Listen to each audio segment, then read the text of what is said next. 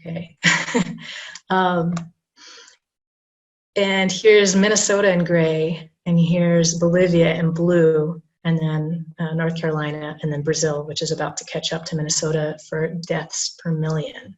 So Bolivia has done very well, but since we've opened up the last couple of weeks, it's expected to go higher. And unfortunately, there's not the hospital capacity. So it's not going to be good.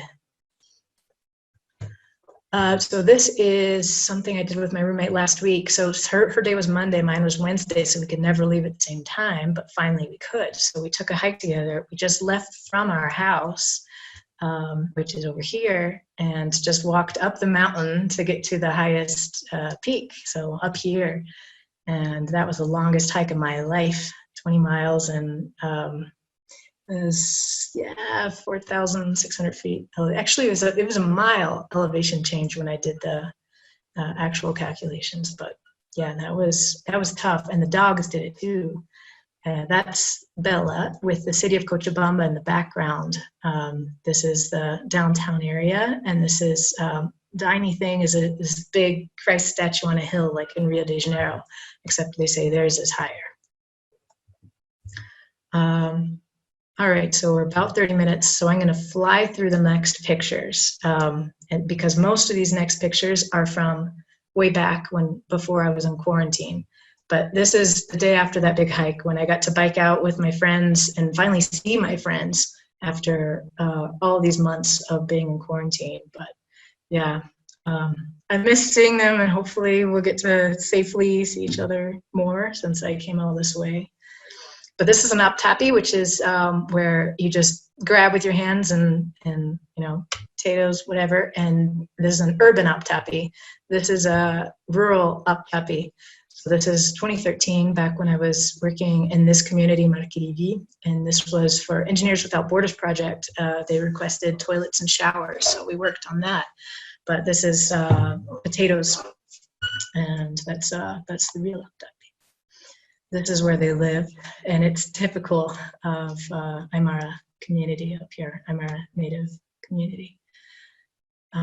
This is an aguayo. That's the kind of blanket that people use, men and women, to carry anything, groceries, kids, pets, and they make them themselves. I watch them shear sheep, spin it into thread and or yarn, and it's really incredible the skills that people have to make everything on their own, like literally the bricks that make their houses. So it's been really educational for me to be in this place and see so many different ways of life.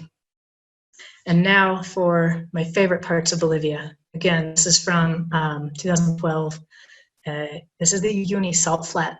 It's the largest salt flat in the world. It used to be a great salt lake. This is what happens when it rains there. This is not my picture. Star Wars featured it in The Last Jedi.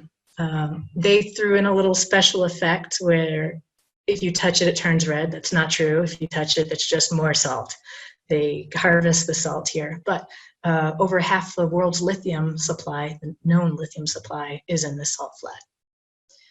It's very high, 12,000 feet, and these rocks are actually coral, like ocean coral. So that's fascinating, but yeah, Great Salt Lake that dried up, and so it's a shallow sea. All right, here's a map.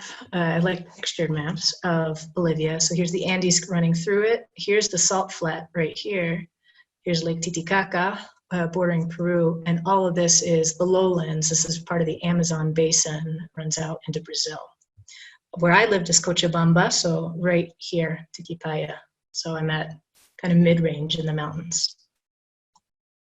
Lake Titicaca is 12,500 feet, one of the highest lakes in the world, and 2 million acres, so bigger than every Minnesota lake, except Lake Superior, of course.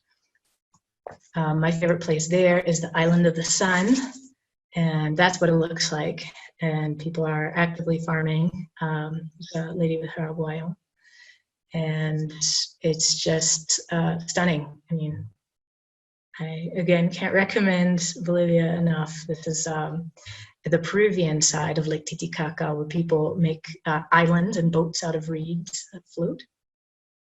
Toro National Park, as a geoscientist, I love their canyons, their caves, and they don't have dinosaurs, but they do have dinosaur tracks of all of these different types. And so these are what they look like, and they are just all over. You go for a walk and oh, there's more dinosaur tracks, big dinosaurs, and really cool rock formations. You can tell the uplift was substantial in this area.